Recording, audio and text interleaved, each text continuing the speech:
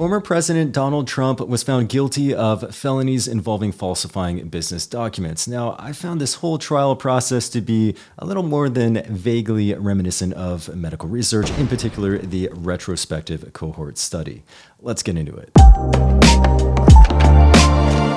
What's up, everyone? Mike Muellner here. I'm an internal medicine doctor from Los Angeles, California, and today I want to talk about why the trial involving Donald Trump really reminds me of the retrospective cohort study. So to start with, when I see trials involving very famous people on TV, I'm more used to situations like the O.J. Simpson trial, right? Where we had a crime, very heinous crime, 2 people were murdered, and then using that as the starting point, investigators arrived at O.J. Simpson as the primary suspect. Then through a very lengthy trial process, the jury was able to look at evidence in favor of O.J. Simpson's guilt and then evidence in favor of his innocence, and eventually arrived at the conclusion that he was innocent.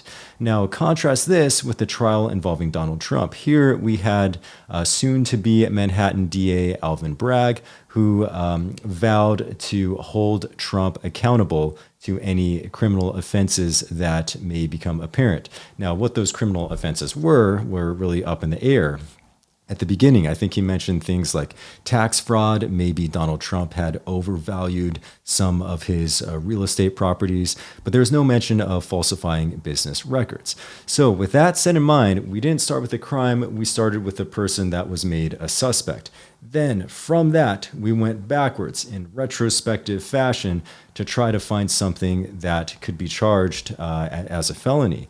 And had to go all the way back 7 years and eventually found falsifying business documents pertaining to a non-disclosure agreement with adult film star Stormy Daniels. But that in itself is just a misdemeanor. And furthermore, it happened 7 years ago, which I think might be beyond the statute of limitations for misdemeanors. So there had to be a way to convert that to a felony somehow, and the prosecutors found a way to do that. I think by tying it to campaign fraud or trying to influence the results of the election by falsifying business documents. Now, some of this is going a little over my head. I'm not a legal expert by any stretch of the imagination, but the whole process kind of reminds me of the retrospective cohort study, which I've been alluding to this whole time. I'll get into it.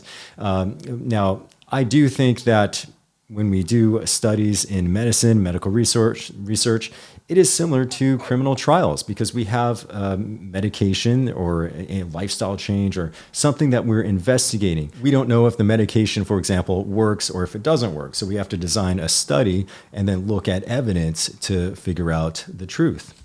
So we'll start with a prospective cohort study. So here, let's take a clinical question. Let's say you want to ask, I did a short form video on this. I'll use the same example. Do avocados prevent cancer?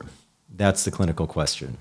And so what you do is you would take a bunch of avocados, you'd give them to people, and then you would watch them over a long period of time, 10 years, maybe 20 years, and see if they have lower incidence of cancer than people who were not eating avocados. So in this regard, it's a prospective study because you're starting with a clinical question and then looking over a long period of time to find data to either support or refute your hypothesis.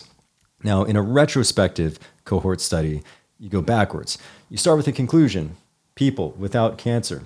Then you ask the same clinical question, do avocados prevent cancer? So then you go back in time to look for data involving if people are eating avocados throughout the last 20 years. This is a dumb example. But in that way, you're going backwards to arrive at a conclusion. You're starting with a test subject in mind and then going backwards to find evidence.